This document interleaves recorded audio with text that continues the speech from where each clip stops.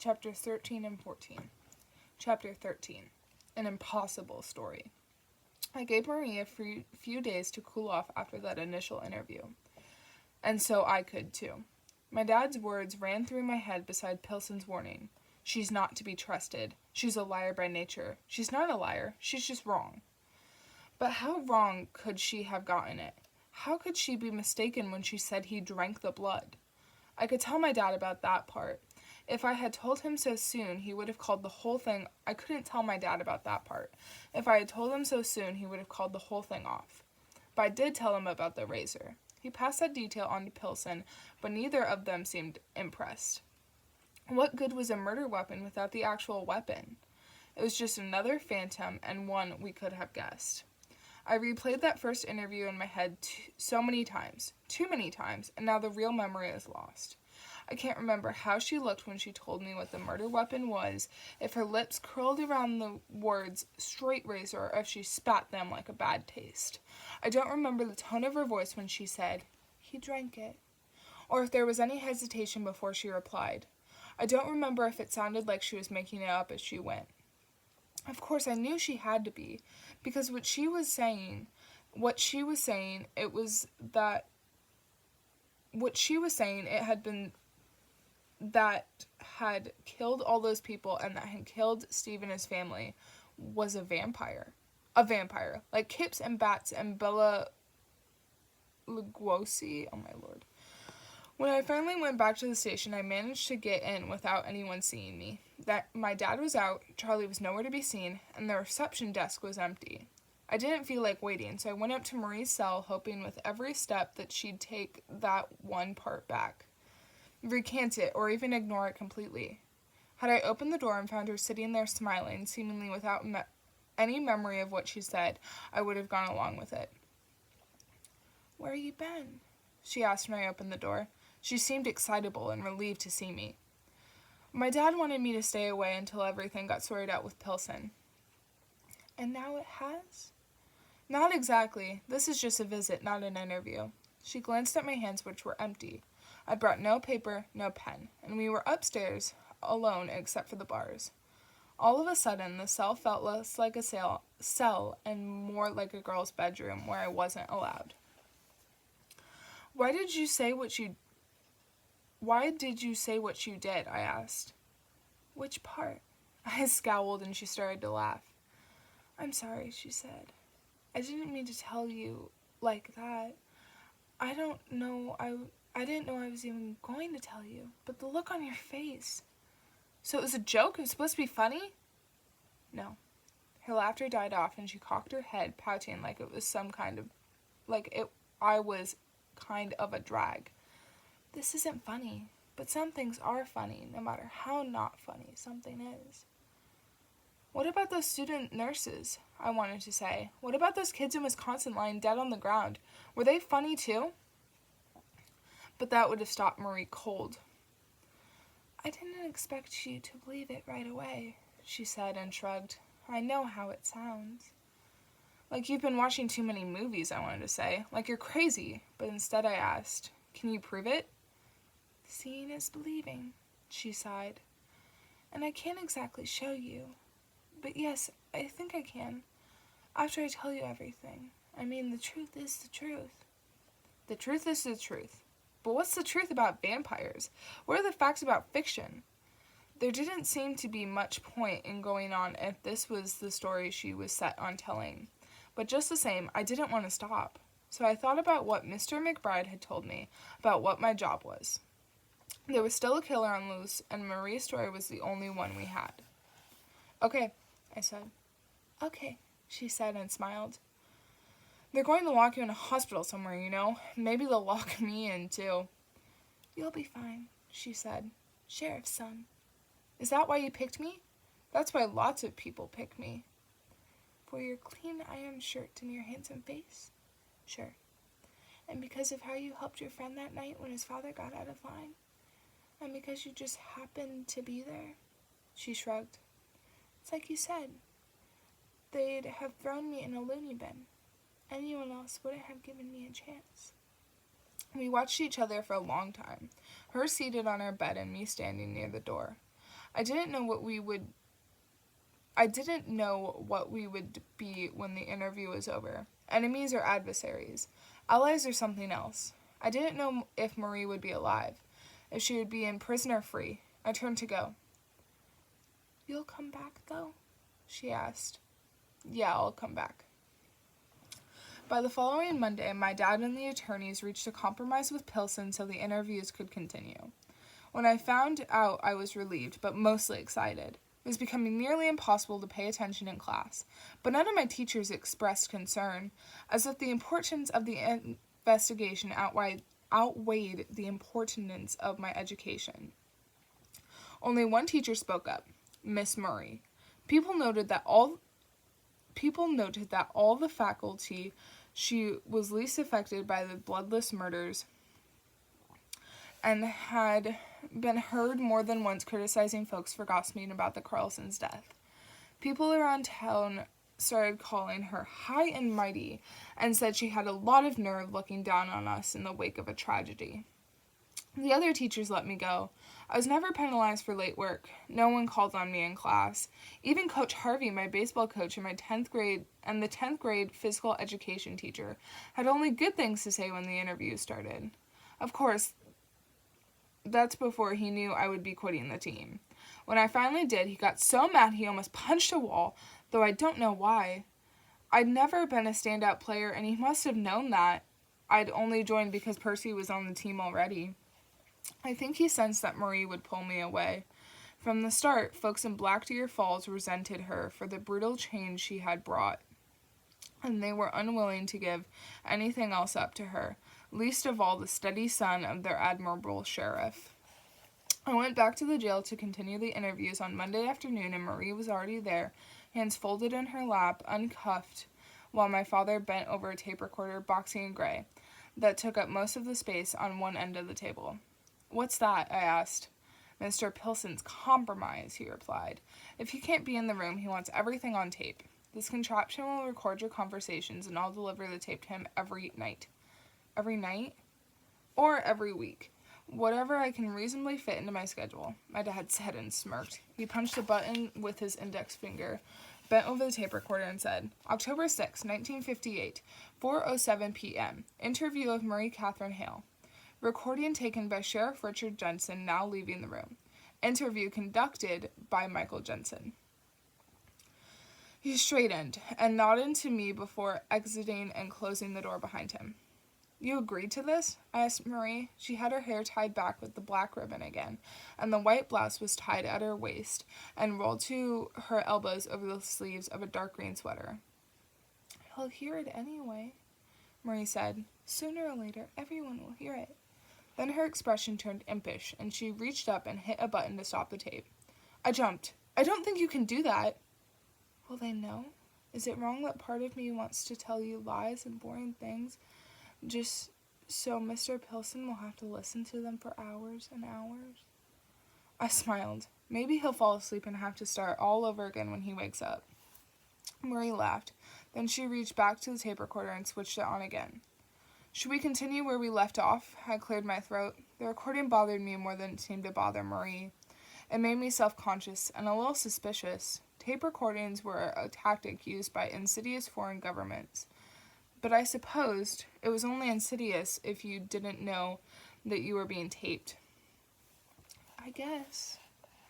I set out my paper and pen. Even though the conversations were being recorded, I wanted my own notes, and the recorder couldn't capture everything. Marie's demeanor, her nervous tics and gestures, whether she seemed sad or bored or conflicted.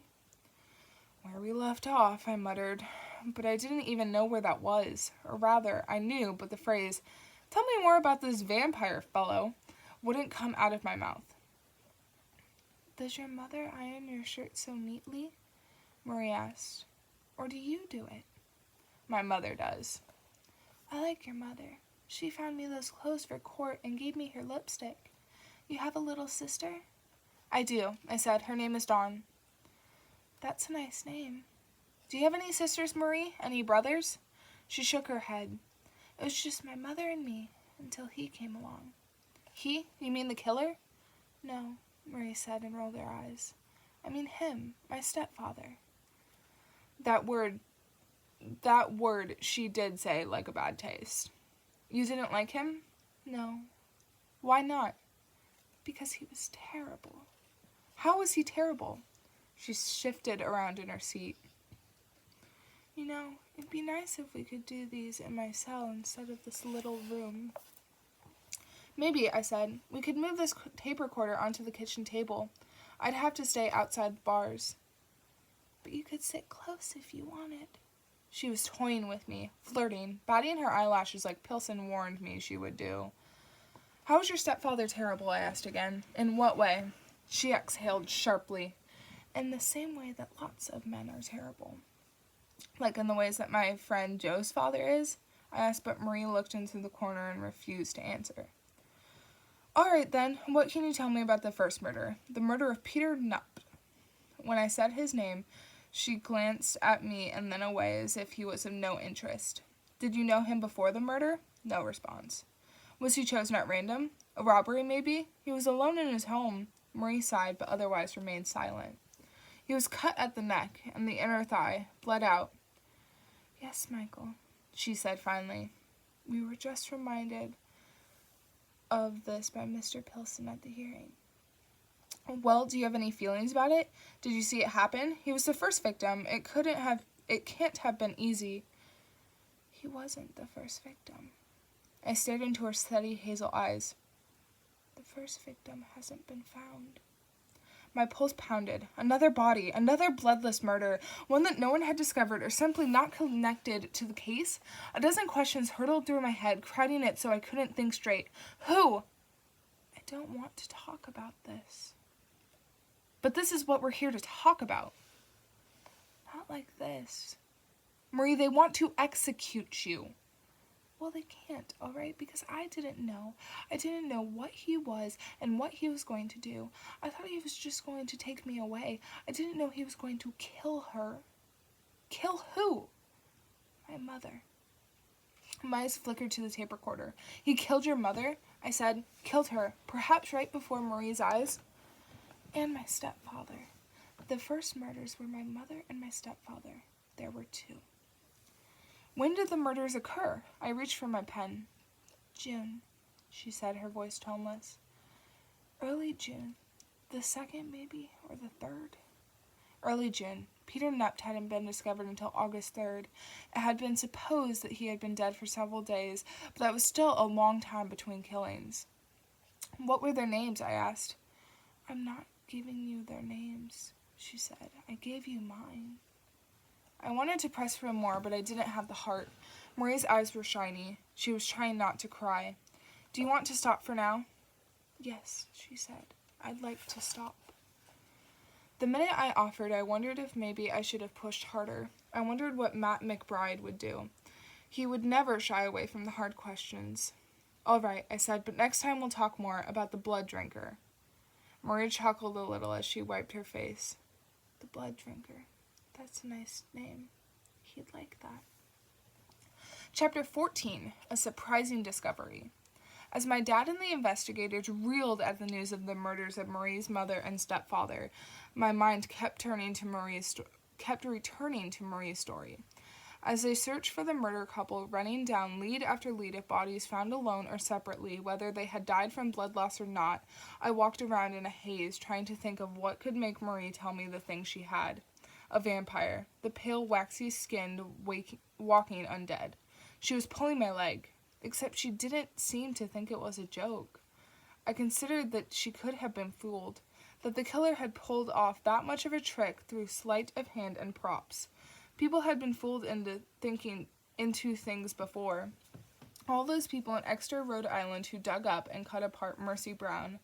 In the early 1700s, in Eastern Europe, a rural town that had been so convinced of a vampire in their midst that the government had to install official investigators, and all talk of blood drinking was grounds for imprisonment.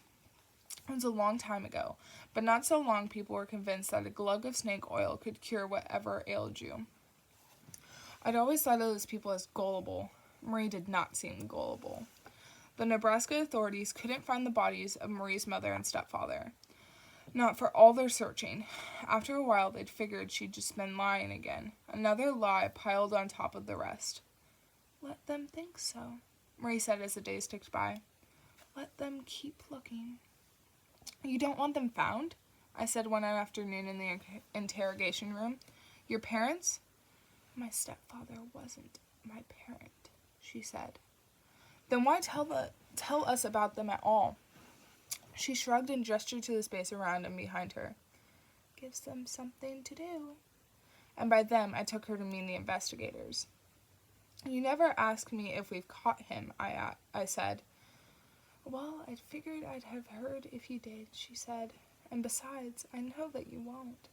We will, I said, if you help us. She shook her head. What can I tell you anyway? Stuck in here. Any plans he had could have changed. All those men out combing through fields should go home and go to bed. Give their poor dogs a rest. Then she cocked her head at me and asked about Percy's Labradors, about how the other dogs were that she'd seen through the crack in the drapes of at the Carlson farm. She seemed more interested in talking about them, and we talked about dogs for the rest of the session, and how she'd never had one of her own. That's how it went with Marie sometimes. If I kept at her, there were days I was able to turn the conversation back around, but usually not. Don't be rattled, Mr. McBride said when I stopped by his office in early October. But don't be deterred. Right now, she has the luxury of the court's patience. When they catch him, that will all change. When we catch him, they'll force her to talk? I asked. Just the opposite, he said. After he's caught, what she has to say will hardly matter at all. Want to come to my place this weekend? Percy asked me as we walked through the parking lot to his car one day after school. I hadn't seen him much. I'd been at the jail with Marie almost every day after class. Huh? I said. Mo got some new hunting gear. We can try it on, scout the places for the stand. Percy had been going on about a new hunting stand for weeks. He'd had his eyes on a good-looking buck. He'd seen it close to 12 times that summer, and knowing Percy, that meant he'd become far too attached to the animal to ever be able to shoot it. Sounds good, I said. Are you planning on asking Carol to Sadie Hawkins, he asked. Isn't the point of a Sadie Hawkins for the girls to ask us? Percy knew this perfectly well. He'd spent the better part of the week avoiding speaking with Sandy Millpoint just to give Rebecca Knox a chance to work up the nerve. I've seen Carol looking your way, that's all. We got to Percy's car, and I set my books on top while he lit a quick smoke. Carol was across the parking lot standing with some friends around her green four-door Ford. She had the sides of her bright blonde hair pinned back with little pearl clips, and she looked fantastic. Peach lipstick and blue eyes. She was nearly as tall as I was when she wore high heels. But looking at her that day, I found myself comparing her to Marie. Her light hair to Marie's dark. Her tall, long-legged grace with Marie's smaller, sharper quickness. I knew it was wrong to think of Marie in the same way that I thought about Carol. I knew that from the start. I guess I'll go as she asked me. We got into Percy's car and he tapped the dash, then the steering wheel, and pumped the brakes twice, a ritual that he insisted had kept the car going all these years. I shoved my books against a burlap sack in the middle of the bench seat and rested my arm atop them. Percy glanced at me as he backed the car out. Normally this kind of news about Carol would have dominated the conversation for the rest of the night. We were both a little surprised to find that I didn't care. I looked at her again and still felt a small familiar tug inside when she smiled. They'd be going to the cafe after school for fries and shakes, but not me. I would be going to the jail. I wonder how Percy fared going without me. Being a clown, he could fit in anywhere with anyone. I'd envied him that sometimes. It's strange to think about dances after all this, I said, after Steve and his parents. I looked out the window and thought I felt Percy give me a nudge through the burlap sack, almost like a caress. Life, Percy said. It goes on. That it did. Unfair as it was, we couldn't huddle around Steve's grave forever. I looked across the sports field where the school grounds abutted the Lutheran cemetery. Pretty groomed hills lined with headstones and small granite monuments. A few angel statuettes that I'd heard some folks call very nice, but a tad grandiose. It wasn't the same cemetery where the Carlsons were buried, but I felt like they were there all the same. Again, Percy nudged my arm through the sack. Only both of Percy's hands were on the wheel. Percy, what do you have in the sack? I thought that was your sack, he said as I lifted it up, and a fat, 3-foot-long snake fell out across the bench seat. Percy screamed. He jerked the wheel and sent the car onto the curb, nearly taking out the tailgate of a parked brown pickup truck. Then he threw the car into park, and we both leaped out. What in the jumping hells is that? The snake's gray and black body, if you could call it a body, withered sluggishly across the worn leather into the space where I'd just been sitting. I darted forward and shut the door. So did Percy on the other side. Shoot, we should have waited until it tried to crawl out and then slammed it in between. How did it get in there? By then, our shouting had attracted a small crowd, and someone went running back into the school. It wasn't 5 minutes later that Bert arrived in a police car and found us all standing around looking useless. He got out with his hand on a service pistol, his eyes wild like he would need to fire at someone at any moment. What's going on here? Percy and I pointed into the car. The snake was still sprawled inside. Bert approached the window. Then he dropped his hand from his revolver and opened the door. What are you doing? Percy shouted. Bert leaned into the front seat just as Principal Wilkins arrived, jogging through the parking lot with a shotgun. Bert pointed at him, as stern as I've ever seen. You put that away. Then he bent back into the car and took hold of the snake, crooning to it as sweetly as if it were a baby.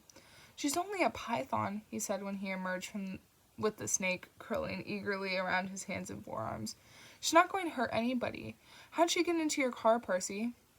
Hell if I know, Percy exclaimed. It was rolling around in a burlap sack. Someone must have thrown it in there.